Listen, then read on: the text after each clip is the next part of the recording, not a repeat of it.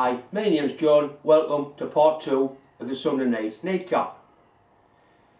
In this part of the video I'm going to show all the car boot sale items I've bought this weekend. I had a day off today, well sorry not a day off, I didn't get much done in the shop today.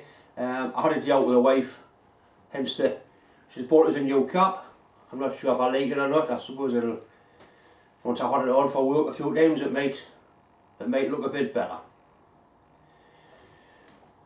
This is the wood I was talking about in part 1 of the video, the work I've got for to make the trolley for that Lister engine I bought. It's amazing how heavy this stuff is.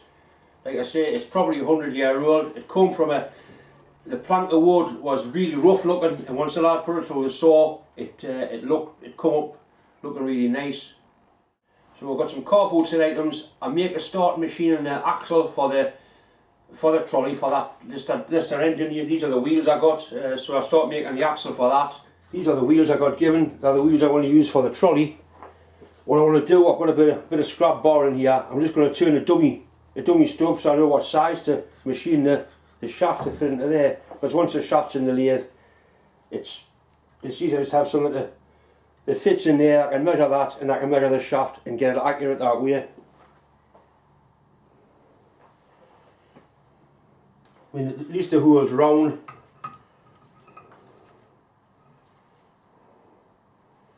.9 of an inch, 900ths.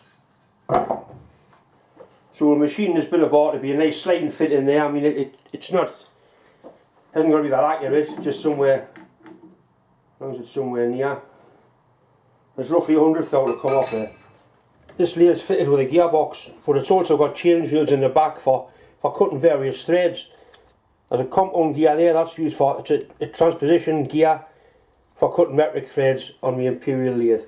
The last thread I cut was a very coarse thread, so I want to change that gear there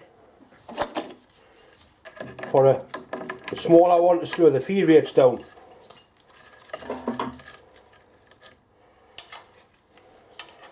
It's a little woodruff key in it. Turn the woodruff key to the top and it won't fall off. You won't lose the bastard thing.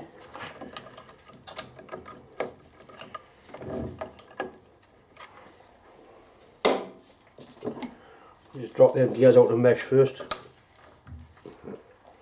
It's definitely a gloves job in the back of here.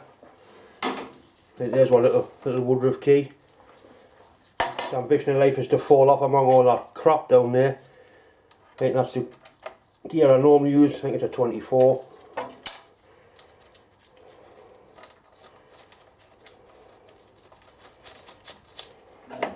Just nip it up, I'm going to go stupid with them. That's all it takes. And we'll fetch our gears into mesh. Now what you must make sure is, that's backlash in the gears. If there's no backlash in the gears, they make a horrible noise and they start to bind up. What I'll do, I'll set it up tight, too tight. I'll start the lathe up and you'll hear the noise it makes.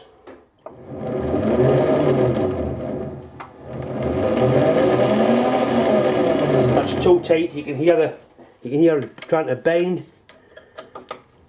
You fetch them into mesh. Sometimes you can put a bit of paper in, you can roll a bit of paper in between, that gives you a clearance. You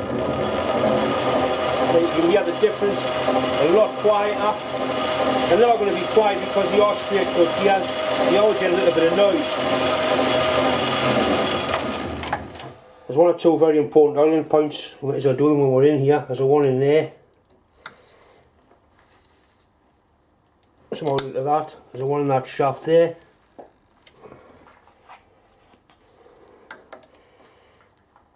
Into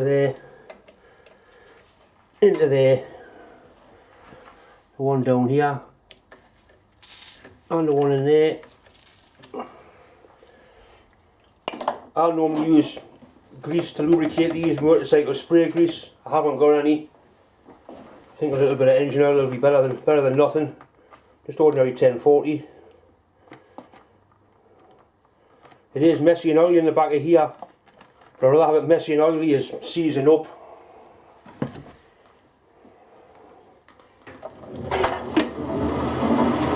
That's perfectly acceptable for a straight cut gear train.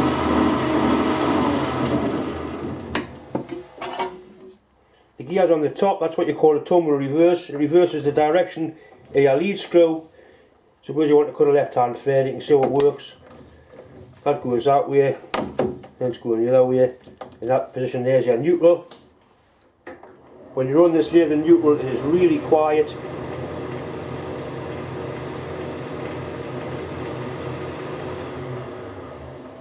Anyway,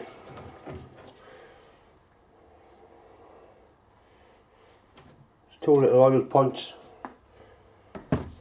I keep forgetting. One there, and one there. There's also one there, because it's just a brass bush in there. See, it's never going to be quiet, but you must make sure you've got backlash in the gear train.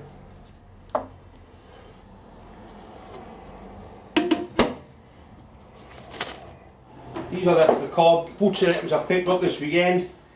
They're nearly all reamers. There's two taper reamers there, they're brand new ones, still in that protective wrapper. It's a 7/16.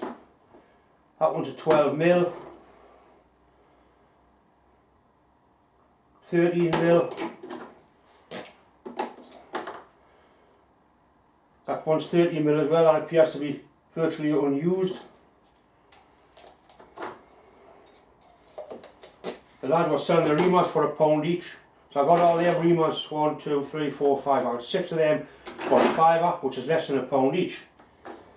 I also found some more sleeve reducers. I just picked it up and says how much for that, and that was £1 for £1. So we've got a 3 to 2, a 2 to 1, and a 1 to 0. They're all English, they're all in good condition, nice set. Most taper sleeves. That was already mine. Then I found a couple of very small boring tools. These have been ground out of probably broken milling cutters. I'll get a close-up shot of them. Somebody spent a lot of time grinding these, obviously for a special job. You can see it's got threads on, so that has been a milling cutter of some description. Been ground down.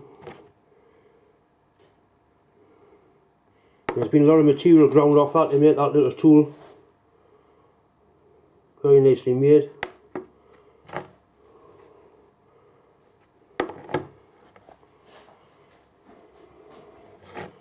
I'm sure I'll be able to find a use for them. I also bought a bit of length of brass bar, 3/8 brass bar. That was 50p. That's the tool I use for breaking apart the more tapers. It's actually what they call a thread chaser. It's got 20 on there. It'll be a 20 TPI thread chaser, but the tangs are nice and soft, and you can use them for breaking tapers like that. That end's very hard, so don't be tempted to hit it with a hammer or bang it on something, because it'll probably shatter. But that end's soft, so it's ideal. Just goes in there and you can break a taper. It's quite an interesting tool that. It's actually a tool of a bigger lathe, like inch square, and all I've done, I've machined a dovetail in so it fits straight onto my tool holder, because I had a lot of tips that fitted that tool, and this allowed me to use them.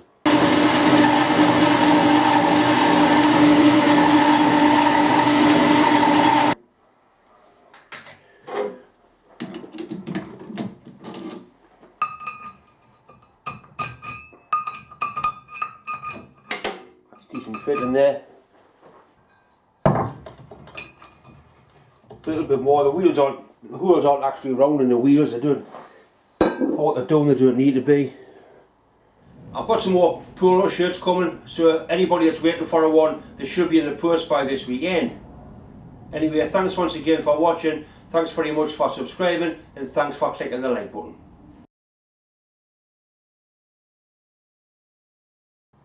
Where's them bastards gone? That's shite, you clown.